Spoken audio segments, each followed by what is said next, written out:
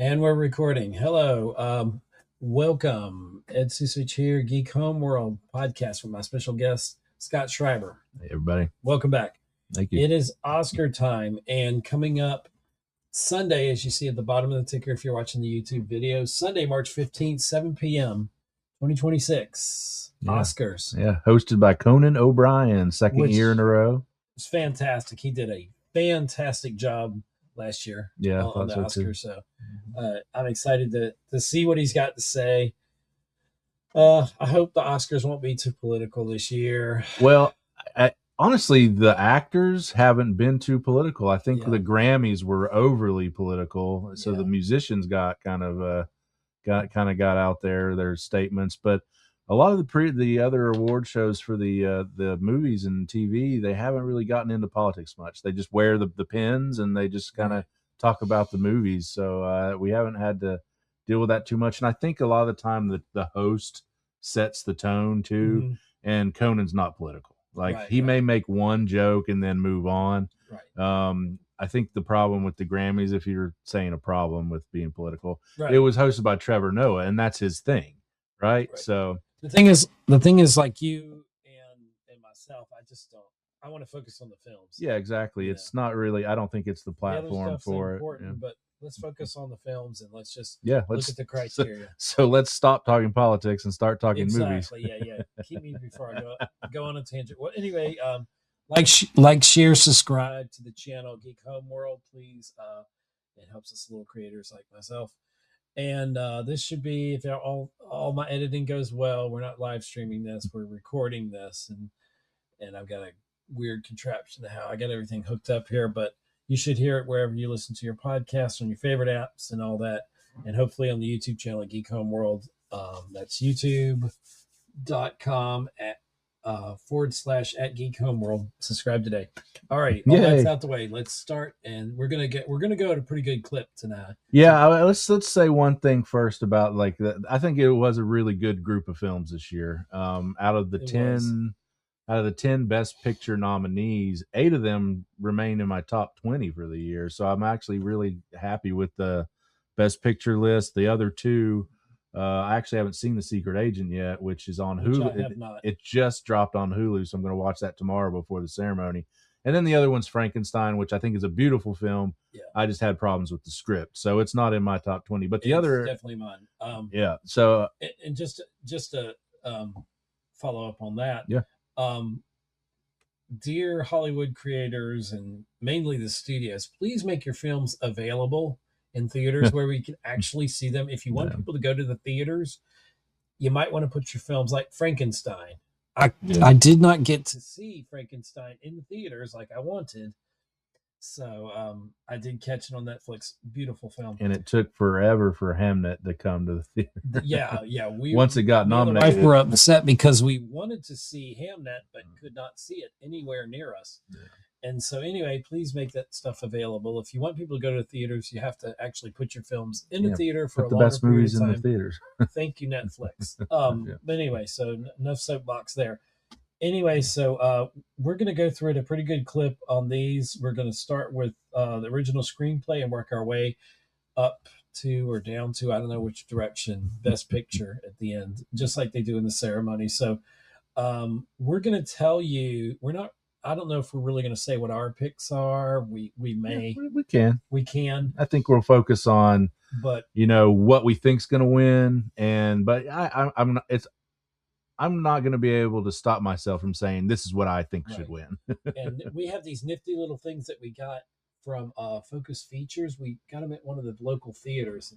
I know it's a little scorecard, and I'm sorry, I'm not great with my camera work here. There you go. But you can see some of this is who on this list of who I think will win, and we'll chime in whether there are picks for it. And the last thing I'll say before we jump right in is this going to be the year that Sinners sweeps the Oscars like Return of the King did? Yeah. So we'll see. I think it's going to be a mix-up. It did set a record for most nominations ever with 16. I think that it got a little help and a little bump from there being a new category this year with casting, but still it broke the record for nominations, 16. How many will it win? I think it'll win about 4 or 5. I don't think it's going to sweep, but it'll win a lot. I think 5's fair to say, but yeah, it could be surprising. And will it be the major categories? Let's find out. So we're going to start with our first one, which is original screenplay. All right, and up for original screenplay this year, we've got Blue Moon, which is a Richard Linklater film. It was just an accident. Have not seen that. That's an international film. I can't remember what country that's from. My apologies. And then we've got Marty Supreme, Sentimental Value, and Sinners. So I think that Sinners is your front runner here. I would probably personally vote for Sentimental Value. I think Sentimental Value has the best script. It's a really interesting script about a director, like this really established director late in life, late in his career, who's written this movie for his daughter, and the daughter will not work with him. So it's kind of that family dynamic and the price of art. And I really thought it was really well done. The acting is superb in it, and we'll talk about those performances later. But I think the hands down winner, I think Sinners will win here, which will give Ryan Coogler an Oscar. So more than deserved. My thoughts on that, I didn't see the other ones. I only saw actually Sinners in this one, and I love Sinners. I feel though that Sentimental Value is going to sneak in the original screenplay. Yeah, you think it'll be a surprise? I think it'll be a bit of a surprise because I feel like, to me, that seems like the most original because the elements of the horror in Sinners. What did you say? You thought Ryan Coogler watched? I think when you say it's super original, and it is in a lot of aspects, but I do think Coogler had seen From Dusk Till Dawn, and it influenced him a little bit there. But that's just my opinion. Right. All right. So moving along, adapted screenplay. The nominees for that in writing adapted screenplay are Begonia, Frankenstein, Hamnet, One Battle After Another, and Train Dreams, which I did not see, or Begonia. But. So I think again, we've got two films here that are kind of the front runners on most things, and that's Sinners, and then in this category we got One Battle After Another, and I do think that One Battle After Another is kind of a lock here. Yeah. I could maybe see it going to Hamnet, but I do think this is one of the locks of the night with One Battle After Another. Paul Thomas Anderson, this is going to be a big night for him. If you're not familiar with his previous films, his big films that he's done before were Boogie Nights, Magnolia, There Will Be Blood, Phantom Thread, which was nominated for Best Picture that year. So he's had an amazing career, and I believe he's up to 14 nominations. He's never won an Oscar. So I think that the Academy is going to reward him this year for this brilliant film. It is number one on my list this year of films, One Battle After Another. So I do think he's going to win his first Oscar of the night with the Screenplay Award. Yeah. So we'll see that. Oh, I didn't change. I'm sorry, I didn't change. So that was I'm sorry. It's okay. You'll get it. Adapted screen. That was adapted screenplay. That was the adapted screenplay. So we think, I agree with you. One Battle After Another, I think, gets it for adapted screenplay. I do think Begonia is super original and would love to see a win there for it, but I do think it's One Battle After Another. So let's see if I can get my cues right here. The next category is visual effects. All right, and the nominees there are Avatar, Fire and Ash, Part 3 of the Quint. Not Part 2. Part 2. No, Part 3. So we got Avatar, we got F1, Jurassic World Rebirth, The Lost Bus, and Sinners. And I think a lot of people were surprised by Jurassic World getting a nomination here, and The Lost Bus kind of came in. I did see Lost Bus, and it's a lot of visual effects for a fire. It's like a wildfire, Matthew McConaughey film. So all the fire was digital, really well done. I think that Marvel kind of got a little screwed here. They could have put Fantastic Four in here. They could have put Thunderbolts in here, honestly, because Thunderbolts in it, the visual effects of the void when Sentry was voiding people, avoiding people. You know, I think that was kind of one of the coolest effects since the blip. You know, in Endgame or not Endgame, Infinity War. So I don't know. I think like Marvel has a case here, but I actually think if you watched Iron Man 3 when they showed when the people would explode and how it vaporized the people on the wall, it reminded me of that effect. Yeah. But it was more dynamic. Yeah.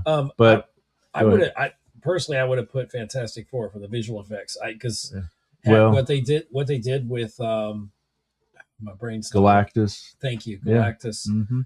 I thought was spot on. Right, so. It's the Galactus that everybody wanted, correct? Right. Like, not a smoke cloud from Lost at the end of the other ones. So, but what's going to win here? Avatar: Fire and Ash, which I enjoyed the film, but it's the weakest. It only made a $1.5 billion at the box office. So what a failure, James Cameron. As a whole, did not enjoy the movie. I thought it was basically a retread of Part 2. Well, they were kind of filmed at the same time. Yeah, true. So, but the visuals, you can't deny it. The visual effects are stunning, and he's a great world builder. So I do think Avatar is the front runner there for visual effects. I'm going to joke a little bit later if I don't about costume design. Avatar: Fire and Ash is in there. Oh, I was like, it's all digital, so it's like, how's that really a costume? But doesn't make sense. I'm sure that's something else. But I think Avatar is going to get it. F1 would be cool, but it's going to probably be deserving. And Sinners, Sinners had some really good effects in there too. And that actually kind of transitions us to sound, because the nominees for sound are F1, Frankenstein, One Battle After Another, Sinners, and Seurat. And what was Seurat about? I don't know. Okay, there's one that I never got to see. It's a foreign film. I'm sorry, international film. Yes, international. I believe out of Spain. That from what I've read, it has an amazing sound design to it. Sweet. So I am really curious to see it, but it just hasn't been available. I think here though, obviously with the musical element of Sinners could win here, but I do think this is F1's category. I do too. I won't say I think it's a lock, but I kind of feel like it should win. It's a near lock. I agree. Yeah, for sure. It's the strongest there. We're going to skip a few of them: documentary feature films, documentary short films, and live action short films. Well, we're not going to skip documentary feature, but we will skip all the short films, okay? Because nobody, I won't say nobody, but a lot of people have not seen the shorts, so it's not really worth our time. Which they're thinking. No offense. They're thinking the Academy or whoever it is to not put the films out, but they will put it out as a block, to watch them so you can see them before the Oscars. And it seems like they're pulling back from that, so it makes it even harder for the average Joe or Jill or whoever to see. To actually see these films. I mean, some of them I've seen are available on HBO Max, and I think maybe one of them's on Netflix, but it's not a lot of them. If you are interested in them, look them up, go see them. But we're going to skip right over those, and we're going to go to production design. Production design. Look at it. I hit my cue. I love it. I'm getting good at this. There we go. Okay. Oh, so production. That was me. Oh, is that mine? No, it actually is my turn. I'm sorry. Okay. Now it's my turn to screw up. So production designer nominees are Frankenstein, Hamnet, Marty Supreme, One Battle After Another, and Sinners. 5 movies you'll see a lot in the nominations. So I do think this is Frankenstein's to lose. Anytime Guillermo del Toro makes a movie, the production design is incredible. I do think it's the biggest strength of the film. As I said earlier, wasn't crazy about the script, but the production design is fantastic. I will give an honorable mention here to Hamnet, because the way that they meticulously recreated the Globe Theater and for that final scene was really great. So I might vote for Hamnet on that, or I might even vote for Marty Supreme, because they really put you in the 50s and made you feel, I think it was the 50s when that was set. But it really makes you feel like you're part of that period. But I just think for the grandeur of it, Frankenstein's probably your winner here. I would love that to be the case, but for some reason, I feel like more people saw Sinners, True. and Sinners has got such a high profile this year. The production design of that, how they, I don't know if that goes to the technical of how they shot some of it in IMAX, and I don't know if that's not so much the production. Is that the production design? Well, production design is mainly the sets and, okay. yeah. But I feel like Sinners is going to win this, and I would prefer it be Frankenstein for all the reasons you mentioned, but I feel like they're going to go with Sinners on this. All right. And a new category, correct? This year. Yeah. First time. Casting. Don't understand why we get best casting before we get best stunts, but right. Or the Tom Cruise Icon Stunt Award.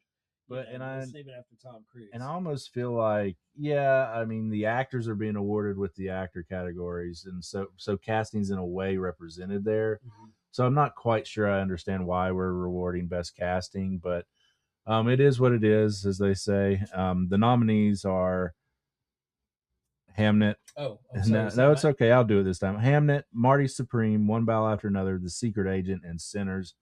I think from what we've kind of seen, Sinners will probably get it here. Yeah. Although I just think it's kind of funny that when you're casting Sinners, it's kind of a no-brainer to cast Michael B. Jordan, so you can't really credit the casting director for that because it's a Ryan Coogler film, and and Michael B. Jordan's in every Ryan Coogler film. So like that's a foregone conclusion. However, I will say the casting of the young boy, Miles Catton, that was pretty great. The casting of Delroy Lindo is pretty great. Woon Mi, Masaka, Haley Steinfeld in that role is fantastic. And honestly, I know that they're doing the category of casting. Then why not list the casting director? Why not? They will that night. Say. Oh, I see what you're saying. Instead of just the film, like Ed Ciucevich casting for Sinners, like that, you know.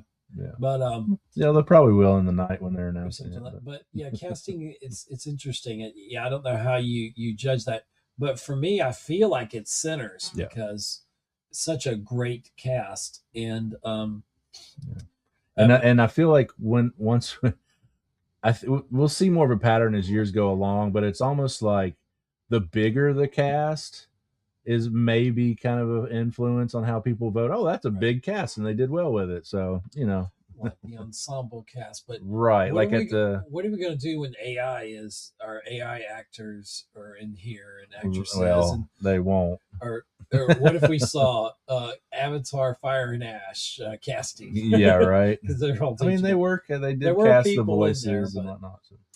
But anyway, so we think Sinners has got casting. Yeah. Next is original song.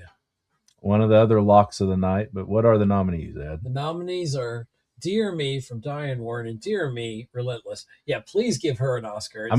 They gave her the honorary Oscar. She got an honorary, okay. So because she had been nominated 20-something times without winning, so they gave her an honorary one a couple years ago. And I've never even heard of this movie. I've never heard of this song, but it's the obligatory Diane Warren nomination right there. I think she's a really good songwriter, so good for her. But this one it's going to be a lock with Golden from K-pop Demon Hunters, but also we have I Lied to You from Sinners, which that is a great song, and that's what I would vote for. That's what I would want, but I think it's going to be Golden. Sweet Dreams of Joy from Viva Verdi. Yep, another song or movie that nobody's ever heard of or seen. Yeah, and Train Dreams from Train Dreams that I did not see. And that's a Nick Cave song. So if people are familiar with Nick Cave, I thought you said Nicolas Cage. No, he did. It was not. It was not Nicolas Cage. It was Nick Cave. A lot of people know his work, but there was a little controversy with the category when they announced that only Golden and I Lied to You are going to be performed. Only 2 songs are going to be performed, and so Diane Warren came out and was like, "Oh, either all of them or none of them." It's like, well, there's only 2 songs here that anybody's ever heard and wants to see. But honestly, I feel differently about this. Knowing sometimes it's nice to go in and not know everything about the awards. Or where it's going, and I would actually want to hear the other songs. Yeah, that's a fair point. Because I've heard Golden, And of course, I lied to you, which would be I my think pick. everybody has heard Golden if Yeah. they even if they didn't want to. Yeah, So, it was kind of required, I think. But yeah, that's your 2025 lock right there. All right, so next we have original score, and what's the difference between, for those who don't know, original song versus original score? Well, score is just the music that underlies the film. Songs are a specific song. Okay. Yeah. G-Shed. I was doing that for the benefit of those that might be watching and are about to like, share, and subscribe. Oh, I'm sorry. To Geek Homeworld. I'm a jerk. So here we are. No, you're not. Original score nominees: Begonia, Frankenstein, Hemnet, One Battle After Another, and Sinners. So, each score is really well done. Yeah. But I really love the score from One Battle After Another. It kind of keeps you. It really keeps you. It's intense. It keeps you in it. There's a kind of almost like a kind of a heist feel with it. But I do think this is another lock here for Sinners. Yeah. Ludwig Göransson, who's already won awards. He won for Black Panther. He won like Grammys for The Mandalorian, and he's kind of on a roll in his career. And I think he's a lock here for Sinners, and he's in his element, so. And rightfully so. The music's fantastic in this film. So cool. Up next is, I have to scroll, something that I obviously am not taking advantage of. Makeup and hairstyling. Yeah. And the nominees are, and I'm not even following my cues: Frankenstein, Kokomo. No, this is why I gave this one to you, to hear you mispronounce this. Let me try it. Kokuho. There you go. Kokuho. It's a Japanese. It's a Japanese film. Sweet. I think it's set in the Kabuki world, so that's why it got nominated. I just wanted you to say Kabuki. Sinners, The Smashing Machine, and The Ugly Stepsister. All right, so here are the lone nominations for both of those. Little known fact that's how she became the Ugly Stepsister. She ran into the Smashing Machine. Yeah, good one. Yeah. Oh dear. But this category we get three nominees that aren't nominated for anything else. Okay. Kukuho. I just like saying that. Smashing Machine and Ugly Stepsister, and I get why both of those are nominated. Smashing Machine makeup and is really impressive because it's the film with The Rock where I'm sorry, Dwayne. No, The Rock, Dwayne. Dwayne. I think he's dropping The Rock. He's Rock the Dwayne Johnson. Okay. And he's wearing prosthetics to make him look like the real UFC fighter, and so the prosthetics are great. I didn't know that. And you gotta think, in a UFC film, he's sweating a lot, and for that to not mess up, I think that's pretty impressive, and main reason why it's nominated here. Ugly Stepsister's got a lot of crazy makeup effects in it as well. There's one scene where they pull a tapeworm out of her mouth. Yeah, it's crazy. It's a horror film for those of you that aren't familiar with the film, but it's like a 10-foot tapeworm comes out of her mouth, and it's a really gross scene. But the effects are pretty impressive because they didn't really do that, right? So they had to make. I hope not. They had to make a practical. It's all practical effects, so worthy of a nomination there. But I think this is another case where Frankenstein's going to get an award. I hope so. Yeah, I'm Team Frankenstein. Alrighty, up next is International Feature Film, and we've got The Secret Agent from Brazil. It Was Just an Accident from France. Sentimental Value from Norway. Surat from Spain, and The Voice of Hind Rajab from Tunisia. Two of these nominees are up for Best Picture, so that's The Secret Agent and Sentimental Value. So I would think that those two are your front runners for it. And I think The Secret Agent's going to win. I think you have a different take on it. I have Sentimental Value from Norway. And that's the way I would actually vote. But I have not seen The Secret Agent yet. my thought on that is maybe there's some people that want Sentimental Value for Best Picture, and this is a way to give it the best international feature film, and not give it and either let it be One Battle After Another, which is what it's going to be, or Sinners. And my reasoning for Secret Agent is just looking at the precursors. It won Best International Film at the Golden Globes and the Critics' Choice. Right. So I think that's kind of shows you that way people are voting. I hope there's an upset with sentimental value. I am going to watch The Secret Agent tomorrow, and maybe my tune will change. I don't know, but that should be an interesting category. Could be a coin flip between those two. Yeah. And now the next category is Martin Scorsese's favorite. The man. Oops. Q. Oh, I put it on a timer. Sorry, I messed the timer up. Film editing. Apparently, I would edit this, but I'm not. Film editing. The nominees are F1, Marty Supreme, One Battle After Another, Sentimental Value, and Sinners. Yeah, and I could see how Marty Supreme could sneak in here. Usually the front runners for Best Picture win here. The winner of Best Picture usually gets Best Editing. I don't think that's the case this year because I think F1 is going to take it. I do too. I just feel like with the sound editing and then the film editing here, F1 will reign supreme. I could see where Marty Supreme could get in there because it's a chaotic film. If people are familiar with Uncut Gems, it's the same team that did that, and there's a lot of chaos, and I could see how that could maybe sneak in there. I think though with One Battle After Another and Sinners, they're your front runners for Best Picture. They could also win. But I do think F1's going to get another one. It's second statute. Especially with Sinners, if they're trying to make some kind of history here. I could see them. That's one of the lesser kind of categories. It'll be a tall order to get to. I don't think it'll get close to the record for wins, even though if it has it does Sinners, that.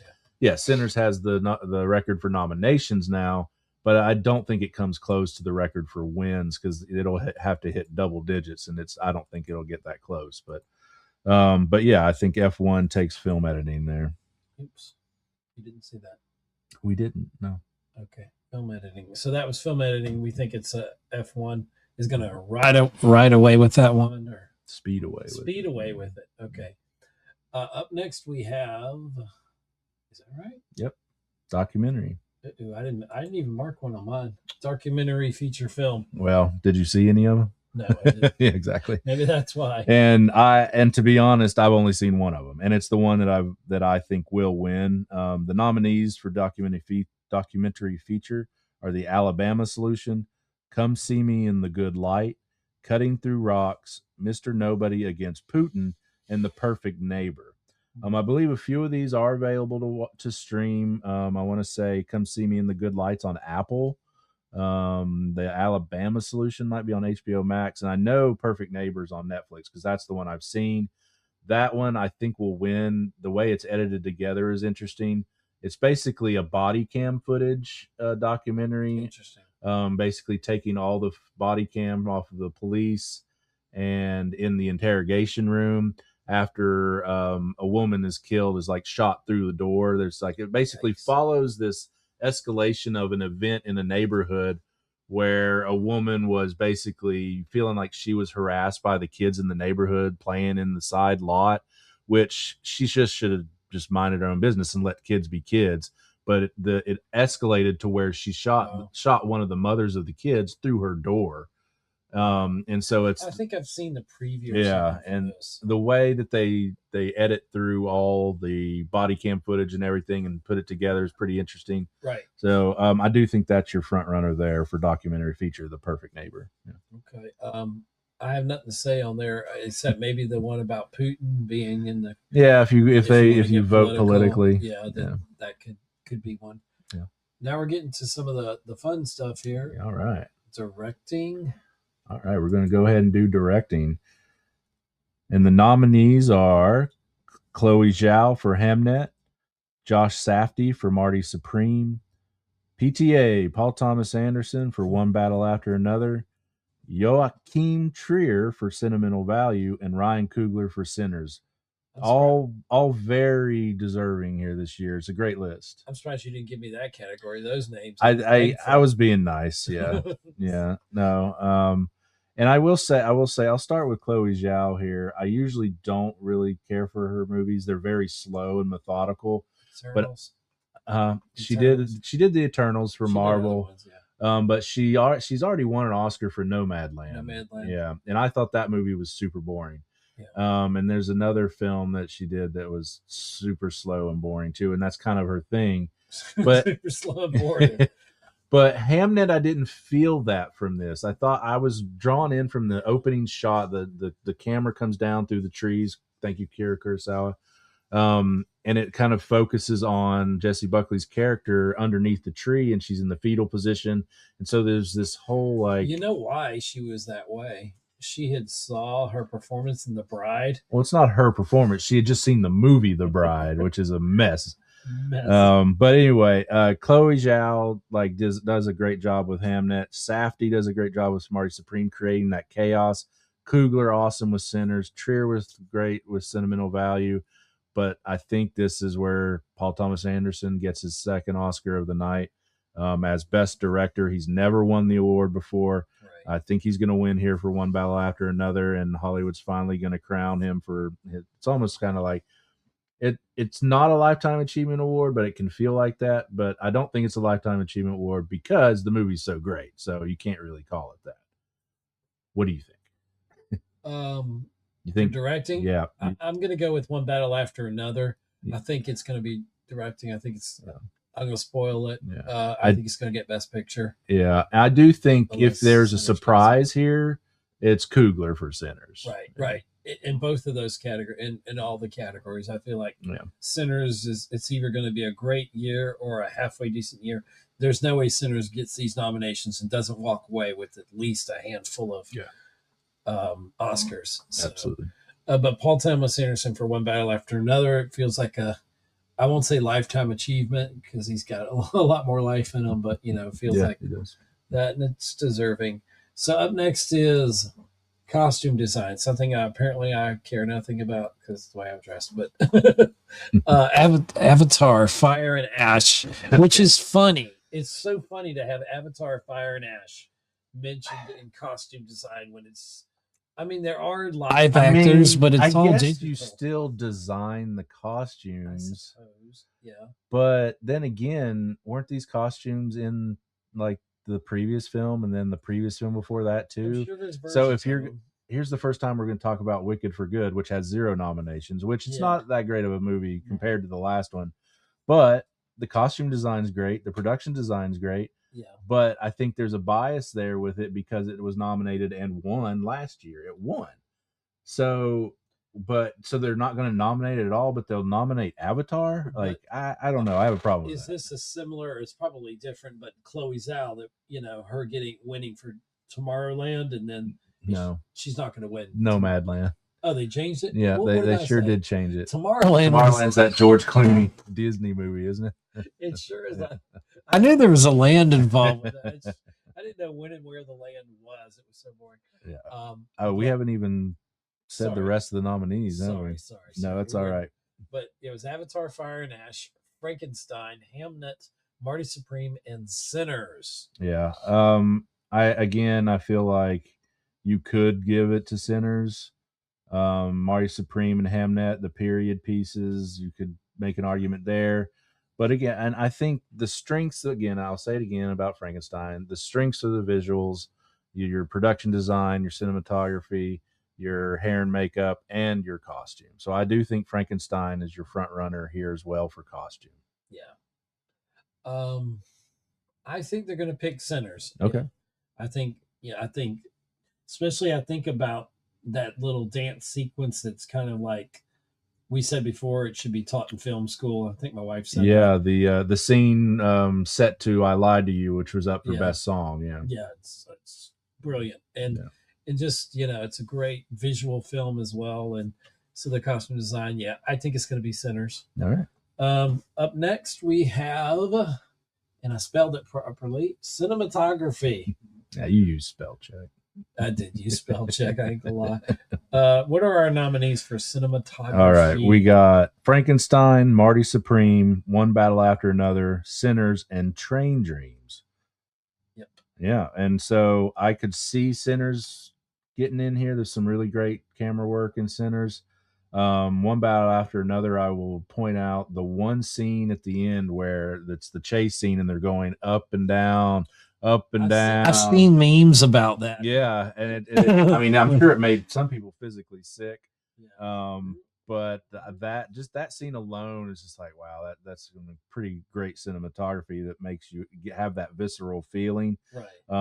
Again, with Marty Supreme, camera work is really right up there in it, makes it chaotic. And Frankenstein is gorgeous.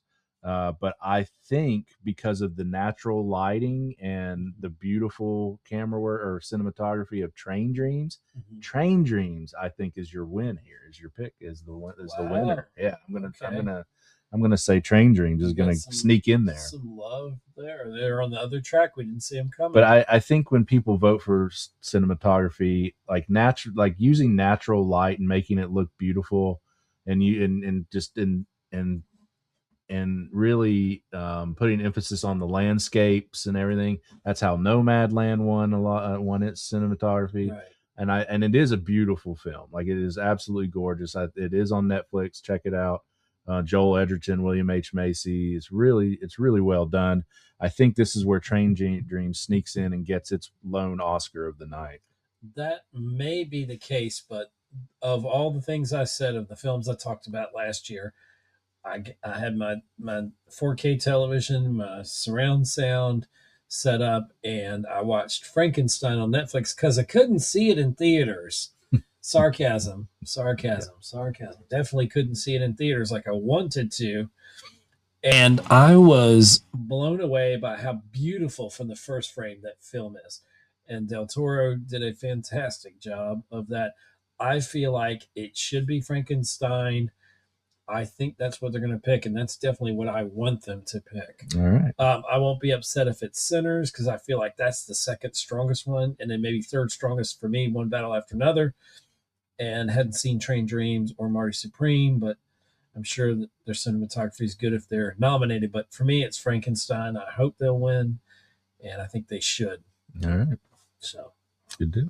Next is animated feature film, and the nominees are Arco, Elio, K-pop Demon Hunters, Little Amelia, or The Character of Rain, Zootopia 2.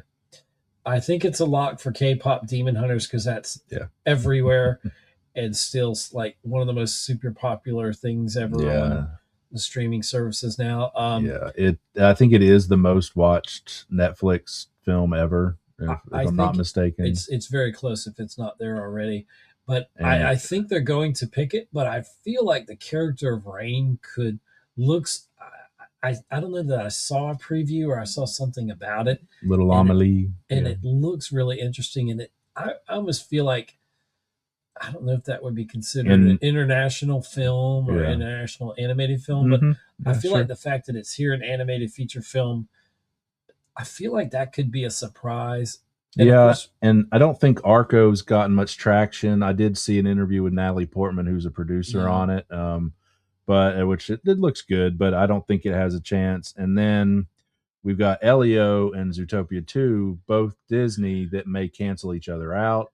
I really love Zootopia 2. And it ended up inching its way to the #1 film of last year. Oh, it passed Minecraft? It did. Oh, how about that? Just barely. Yeah, it took it months and months, like 2 or 3 months into the new year, but that movie, it may still be in the top 10, and we're in March. So it's like, that was a wildly popular film. So I could see a case for that winning. Yeah. But I would like to see something like The Character of Rain just sneak out of nowhere and just, I feel like sometimes subtlety is better, and it should be rewarded. I get that. But I do think K-pop Demon Hunters is the lock. It's the same studio that did the Spider-Verse films.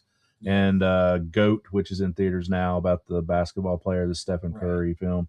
And I will say, I enjoyed K-pop Demon Hunters. I thought the humor was great, the music was great, so the animation's great. So I do think it's a deserving lock there.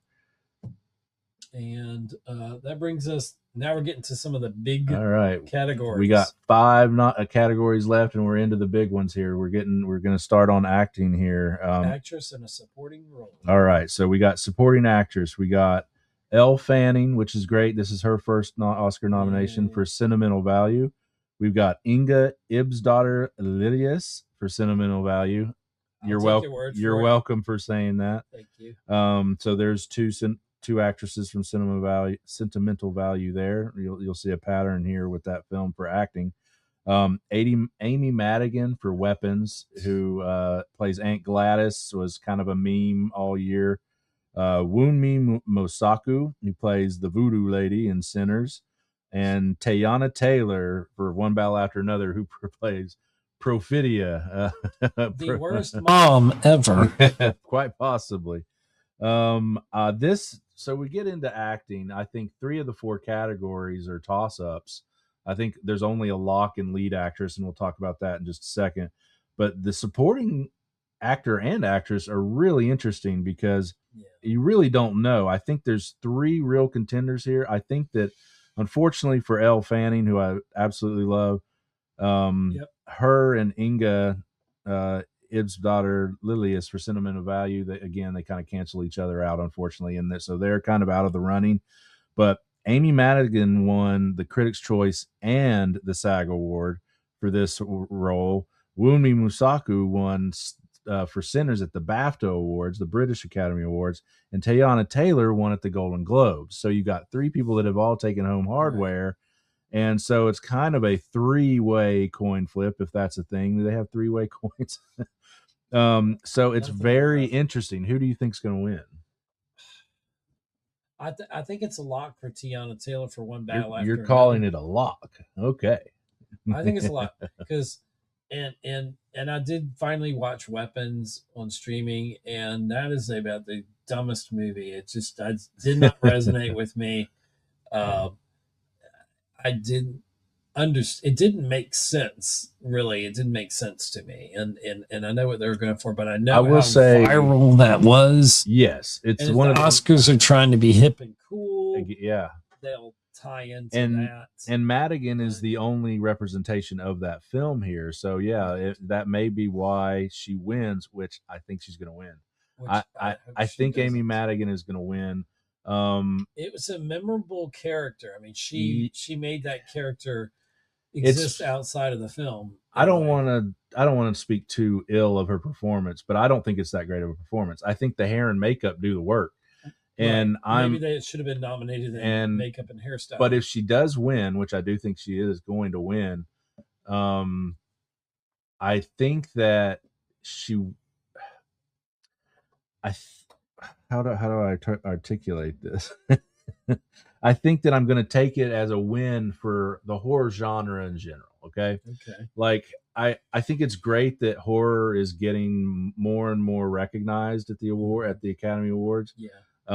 But it's just kind of a slap in the face to performances like Toni Collette in Hereditary, for Florence Pugh in Midsummer, however you want to say it. And this year, my favorite performance in a horror film, Sally Hawkins for Bring Her Back, was incredible. And she's not nominated, but we nominate the memeable Aunt Gladys here. And I think here people really like Amy Madigan. She's been in the business for a long time. She's married to Ed Harris. And she's a very likable person. So that has a lot to do with the voting behind the scenes too. So I'm not going to be upset if she wins. It's a win for horror in general. Right. Let's just take the win and move on. Well, and I'm going to say her name wrong. Wunmi Mosaku. For Sinners, I thought as the voodoo priestess or whatever her title was, is an integral part of that film, and I would love to see her win. And she could sneak in there. I mean, winning the BAFTA award, I think, gives her a real shot. You may have said this, but Elle Fanning and... Just say her last name. That's not much better. Just say Inga then. Inga from Sentimental Value, both from Sentimental Value, I feel like cancels each other out. I got to work on Galveston with Elle Fanning. She was super sweet, wonderful. Still the actress. only actor or actress to ever give a film or give the whole crew a gift at the end from films that I've worked on. Same with you. We didn't get it from Ben Foster. Anyway, I'm just saying. Yeah. But anyway, she's a sweetheart. She's really nice, absolutely, really wonderful, and it was fun to see her firsthand acting. Galveston was not a good film by any measure. No one's going to say it was, but it was a great pleasure I had in my career working in on that film and being a part of it. And anyway, the creative process is awesome, but I've lost where are we at? Okay, but I think Tiana Taylor's going to win it. I feel like this is still her year. So, I think it's a lock. So basically, if she wins the Oscar, then do you think she will covet that more than winning The Masked Singer? I don't know. Which is cooler? Which is better? Which is better? I don't know. So next we have lead actress. And I think this is your bona fide lock of the night. Lock it in. Nobody's beating Jessie Buckley for Hamnet. I will say the other nominees just because I have to. No offense, because there are a couple in here that are some pushback on this one. Yeah, no, because I really do love a few of these other performances, but we've got, first of all, Jessie Buckley, Hamnet, Rose Byrne, If I Had Legs, I'd Kick You, Kate Hudson for Song Sung Blue, Renata Reinsve for Reinsve, I'm sorry, I'm messing up now, Sentimental Value, and Emma Stone again for Yorgos Lanthimos' film Bugonia. I just don't think anybody's beating Buckley here. I think Emma Stone is phenomenal in Begonia. I think Renata Reinsve's even better in Sentimental Value. And Kate Hudson, this is her best performance since Almost Famous 25 years ago. So I really love those performances. Rose Byrne's great in her film. The film is very weird. It's A24, but her performance is great as well. I just don't see the unstoppable train of Jessie Buckley here. Well, I'm going to agree with you, but also have some reservations.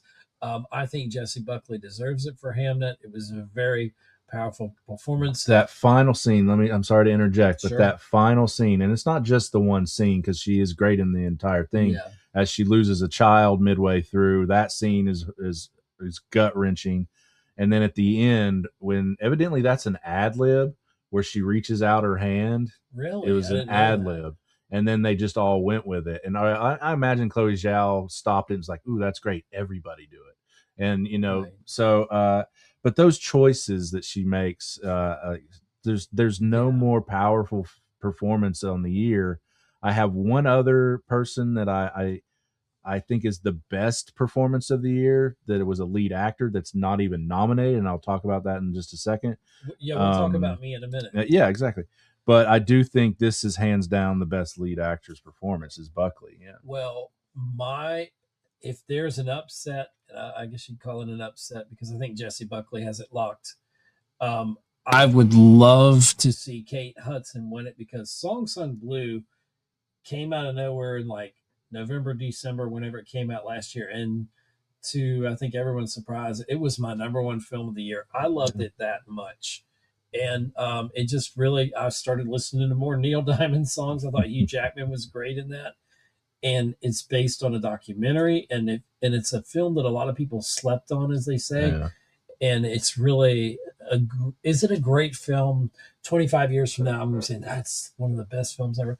I'm still going to love it. It just, I don't know, it had a sentimental place in my heart. And I would love to see, I just really loved Kate.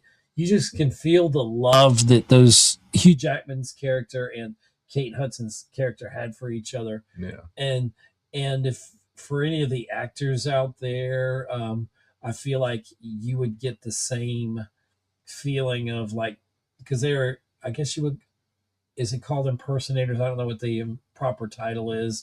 Embodying. I don't know. We used to call them impersonators, like Elvis impersonators. Oh, I got you. So, yes, absolutely. Yes. So I feel like if any actors out there or anybody that's voting for that performance, they would really appreciate the highs and lows that they had to go through. And like when she she gets hit by the car like twice. It's like her house. That stuff happens. It's crazy, but it happens. And I feel like, Kate Hudson was just so wonderful in that role and just so warm. And but it's going to be Jessie Buckley. Well, if anybody sneaks in, it may be because The Bride that Jessie Buckley is in is such a terrible film, and it could hurt her chances. But I don't think so because people can separate that and say this performance is superb. Well, they're saying she had this incredible high in Hamnet, and then to go to the stinker of a movie of The Bride. Yeah. And they said that maybe that's why they didn't release it within time for it to be nominated. But anyway, so that's lead actress for us. Now going on to supporting actor. This is where it gets fun. Is this my turn? Go for it. Okay, Benicio del Toro, not the who do I always what's the other del Toro I mix him up with? I mean, Guillermo's a director. Oh, Guillermo. Yeah, okay. But Benicio del Toro for One Battle After Another. Jacob Elordi. Okay, Elordi for Frankenstein. Delroy Lindo for Sinners. Sean Penn for One Battle After Another. And Stellan Skarsgård for Sentimental Value. Yeah. So this is another interesting category where the award wins have kind of been all over the place. Skarsgård won the Golden Globe. Elordi won the Critics' Choice. And Sean Penn won the BAFTA and the SAG Award. So, or I'm sorry, I got to start calling it the Actor Award because they changed it. But so it's three different people have won precursors here. My personal vote is Benicio del Toro. He's the calm amidst the storm of One Battle After Another, and I absolutely love him as an actor. I think, in my opinion, Elordi shouldn't be here.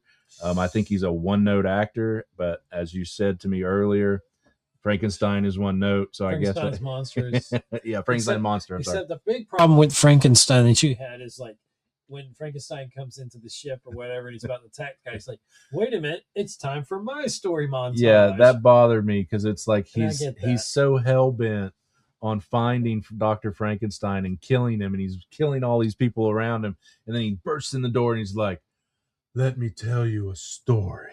And it's like, come on, dude. I wish they would have nominated the older gentleman, the blind man. That I thought I like that part of the story. Okay, yeah. Because, but that guy didn't get a nomination. But I feel like Sean Penn could get it for political reasons because he's very outspoken. But politics aside, talking about films, his performance stands out than most people in this category. I think they're going to pick Sean Penn. Yeah, same. Because this year is all about, to me, I feel like the track record shows One Battle After Another and Signs are the. And as much as I love Benicio del Toro and said I would vote for him, I do think Penn is probably the better performance. It's the more memorable performance as Colonel or General. Is he Colonel or General Lockjaw? Either or. But like I remember walking out of the theater and going like, Sean Penn's winning his third Oscar. Yeah. Well, the thing is, it seemed like he was trying too hard to be, like he was trying to make it over the top. Like the name Lockjaw is too dead on. Right. But I do think, most people don't think about One Battle After Another as a satire, but I think it is. And I think that you go over the top some because it's a satire of politics in America, right? I mean, it's essentially about the far left and the far right, and then the people stuck in the middle. Because you got Sean Penn, far right. You got Teyana Taylor's character, far left. Yeah. Okay, and then you got Leo, who's the hero, right? And he's in the middle, and he's basically all of us in the middle of this far left versus far right. He's trying to fit desperately into both sides and finding out how he fits in the middle. And he's motivated by his love for his daughter, right? Yes. He's motivated by his love for his family, his daughter. And I think that's middle America, right? That's the people in the middle. That's a good analogy. I hadn't thought of it that way. Yeah. So I get your point about Sean Penn being over the top. I don't think people are going to vote for him because of politics. I think it's the performance. Yeah. It's a very memorable performance. It feels like and I couldn't remember the name when we're talking to Heath Ledger. It feels like he's trying to be a Heath Ledger type of character, the Joker, like, super villain, that kind of performance. Mm-hmm. But it feels like he's trying harder. It felt more natural with Heath Ledger, but they're different performances. Now, but I think he gets it. I do too. I don't want to move on without talking about the other two performances, though, because I think Delroy Lindo is the scene stealer in Sinners. I think he's fantastic in it. He's never been up for an Oscar before. He probably should have been up for an Oscar for Da 5 Bloods, however many years ago that was. Wow, yeah. And he's so good in Sinners. And then Stellan Skarsgård, I think he could upset Sean Penn here as kind of another Lifetime Achievement Award. He's never been up for an Oscar as far as I'm aware. And, he's late in his career, and it is an amazing performance in Sentimental Value. Sentimental Value is up for all these awards because of the acting and the script. It's like those are the strengths of this film. Totally. And so you see it here. There are 4 acting nominations for Sentimental Value, and he could be the representative. I'm not sure Sentimental Value wins any other awards, so this could be the one that it takes home. And I'm back on camera here. I put this in front of the camera there. Oops. My Oscar vote. This is cool. Focus features. I'd showed this earlier on the stream. I'm sorry, my lighting isn't great. So this is our scorecard we're going off of. That's pretty cool. So that was supporting actor. Now we're getting deeper into the big ones. Oops. This one there, right? Yeah, but change that. So. Oh, thank you. Okay, I got to edit this. Yeah. So everybody talk amongst yourselves. Turn off save. I'll give you a topic. Okay. So we are at lead actor. All right. So we get Timothy Chalamet for Marty Supreme, Leonardo DiCaprio, One Battle After Another, Ethan Hawke for Blue Moon, Michael B. Jordan for Sinners, and Wagner Moura for The Secret Agent. I do want to talk about each one here again, and we'll touch on the guys that have no shot here. I do think Ethan Hawke is your biggest guy, or the guy that has no shot here, even though it's a solid performance. Yeah. It's basically he plays Roger Hammerstein's, like the guy that first wrote with I think it was with Roger Hammerstein. No, wait. Let me get this right here. Is it Rogers and Hammerstein? Yeah. Anyway, he's the forgotten songwriter, and it is a good performance. As Chalamet said, no one cares about classical music. But he basically, it's a memorable performance because the guy it's a real life person. The guy was evidently extremely short, so they basically used camera tricks and they dug they cut out holes in the floor for him to stand in, so he's so much shorter than people. And so there's a lot of stuff like that. The makeup is great for him, but I do think he's the long shot. I think Leonardo DiCaprio is a long shot. I just don't see him winning here. I think he's great in the film, but nobody's really talking about his performance really compared to the others. Wagner Moura is somewhat of another long shot, but he did win the Golden Globe, which there are 2 awards at the Golden Globes, though. So, so did Chalamet, won at the Golden Globes, too. So I do think it's between Chalamet and Michael B. Jordan. Our early front runner was Chalamet. He was winning all the awards. He won the Golden Globe, the Critics' Choice. But now, his mouth. I think, yeah, exactly. That's part of it. I think the momentum has shifted here towards Michael B. Jordan, and I am picking Michael B. Jordan to win after his win at the SAG Awards, and then after Timothy Chalamet basically upsetting the artistic community by saying nobody cares about opera or ballet, which he may have a point. Most people don't. The mainstream doesn't. But most people don't pay attention to opera or ballet. Most people in his generation do not. Sure. Now, generally speaking. But when you say that and you're part of the artistic community, you alienate. Absolutely. So I think he's lost votes there. I think another strike against him is he won last year for playing Bob Dylan. So people usually don't win his best performance. Sure. So very good. Even better than Dune. I think he encapsulated. Yeah, Dune. Absolutely. But I think he's basically lost ground here because of that. And I do think Michael B. Jordan, being as humble as he is, like that, his speech at the Actor Awards was so great, and the reaction of the crowd to him. He's just a very humble, likable man. But this performance isn't just about likability. He plays two roles here. Exactly. And both roles, like anytime you see each character, you know which character it is. Right. He is doing things so differently with each character that you are well aware whether it's Smoke or whether it's Stack. And that's a hell of a job. And I think he deserves it. I hope he wins it. I'm rooting for Jordan probably more than anybody on the night. I really want to see this moment of Michael B. Jordan winning. I think he was like, it's kind of a culmination of his work with Coogler, right? Where you go from Fruitvale Station, which I still think is Coogler. Sinners is basically Coogler's best film since Fruitvale Station. Yeah, I've heard that. And I think it's a culmination of that. He started with that, and then he was Killmonger in Black Panther, which he's the best part of Black Panther. He's arguably one of the best Marvel villains. Yeah. Ever. Absolutely. And then, he goes and he does all the Creed films with Coogler as well. Good. Very good. So I think this is the kind of the culmination, the pinnacle, and we'll probably see more great films out of Coogler and Jordan. But here we go. Like, crown him, please. Let's do this. Like, I as much as I really love Chalamet and Marty Supreme, I'm fully on board the Jordan train here. I have a lot of thoughts and theories. I, like you, think that this is Michael B. Jordan's to lose.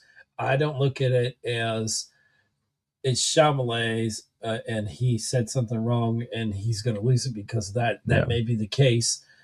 But I feel like Michael B. Jordan should be nominated twice because he did the work of two actors and made it believable. And from mannerisms to just, he nailed it. And from an acting point of view, I feel like, he did double the work. Mm-hmm. And so also, if he gets it, there's a lot of angles you can look at. If Sinners does not win Best Picture and it goes to one battle after another, like it probably will, at least one of the highest categories is actor in a leading role. And so it's going to be great for him, and it still is great for the film. But if Sinners wins Best Picture, this is just another one of those great accolades for this year at the Oscars for Sinners. Now, and before we move on to the final, I do want to the final category. I do want to address, I think, what is the biggest snub of the Oscars, and it's in this category of lead actor. Jesse Plemons not being nominated for Begonia is an absolute crime. I believe it's the best performance of the year by anybody. Wow. And I'm saying that above Buckley, and that's saying a lot. I think he above Jordan. I think he carries that film so well. Begonia is this tightrope act of what do we believe here? So if people not familiar with Begonia, the storyline is Plemons' character kidnaps Emma Stone's character, who is like a CEO, like powerful woman, and claiming that she is an alien. Okay. Which we're going to find out later in disclosure from Spielberg that aliens are real. So, and you they both, including Emma Stone here, that you have to walk this tightrope of, is Jesse Plemons crazy or is he onto something? And it goes back and forth, back and forth. You're like, oh no, he's just crazy. Oh wait, no, she's an alien. Oh wait, no, he's crazy. And it goes back and forth. It's such a tightrope walk, back and forth. I think it's a crime that he's not nominated here. I don't want to take anything away from the other 5 nominees, although I will say I would take Ethan Hawke out here and put Plemons there without a doubt. So I wish we saw Jesse Plemons nominated here, but let's not take anything away from Jordan or Chalamet or whoever wins this. But yeah, I just think, just just recognize the brilliance of Jesse Plemons. Pretty please. What I wanted to end with was Timothy Chalamet. If he wins for Marty Supreme as lead actor, he'll match history of Tom Hanks, who won it for Philadelphia and Forrest Gump back to back. And I would argue, I don't know if Castaway was the next year or not. He could have got a triple header, or could have won 3 in his career, because I think Castaway's brilliant. Trying to think, that was a few years later. It might have been a few years later. Trying to think of what would have been 95, Apollo 13. He was no slacker on his films, but the thing is, Chalamet, he was wonderful. I said it. I think he encapsulated Bob Dylan in A Complete Unknown, one of my favorite films of I guess the year before, right? It was last year. Yeah, last year. Again, we're in 2026 now, so 2024. 2024, yeah. But I don't think he's gonna. I can see, Oscar making history and and all that, him tying it, but I think it's Jordan as a lock, and I hope for Michael B. Jordan that is what happens. Yeah. So, final category: Best in Show, Best Picture. Thank you, Catherine O'Hara. The nominees are Begonia, or do we have to? Okay, you do the next one, so we'll both doing them. Okay, Begonia, F1, Frankenstein, Hamnet, Marty Supreme, One Battle After Another, The Secret Agent, Sentimental Value, Sinners, and Train Dreams. And I think we both agree One Battle After Another wins the Oscar. I do think it's going to be One Battle After Another. If not, Sinners will sneak in there and get it. But I do think it's One Battle After Another. It has won most of the precursors. It won the Golden Globe, Critics' Choice, and BAFTA. So I just think that this is the coronation of Paul Thomas Anderson after all of these years, 2-3 decades of making films without winning ever, and how brilliant his films have been. I mean, There Will Be Blood has long been considered his masterpiece, but it had the unfortunate timing of being up against No Country for Old Men, and I believe it was 2007. But I do think this is we get the PTA coronation and One Battle After Another. I think it's the most timely film because it's it really does resonate with the politics of today.